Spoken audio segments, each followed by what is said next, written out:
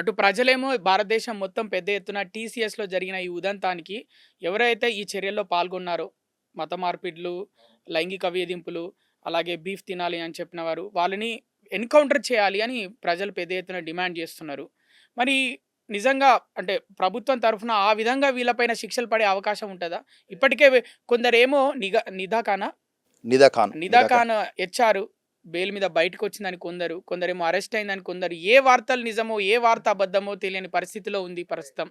అంటే గవర్నమెంటు ముందుకొచ్చి ఒక విషయాన్ని టేకప్ చేసినప్పుడు, పోలీసులైనా టేకప్ చేసినప్పుడు, ఆ విషయం మీద పూర్తిగా వాళ్ళు వివరాలు బయటికి వెల్లడించలేకపోయినప్పుడు, ఇటు వార్తలు ఇష్టారీతిలో బయటకొస్తున్నాయి మన దేశంలో.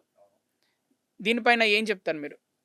నిజంగా అంటే వాళ్ళను చట్టానికి లోబడి శిక్షించాలి. ఇప్పుడు ఎన్‌కౌంటర్ అంటే మనం ఇప్పుడు కొన్ని శంషాబాద్ రేప్ కేసులు అట్లా ఎన్‌కౌంటర్ చూసినాము. సో, అది డిఫరెంట్ ఇష్యూ. కానీ ఏంటంటే చట్టానికి లోబడి కఠినమైన శిక్షలు పడేటట్టు ఆ పోష్ యాక్ట్‌కు కఠినంగా శిక్షలు పడినాయనుకోండి ఇంకొకసారి ఇట్లాంటి ఉదంతాలు జరగవు.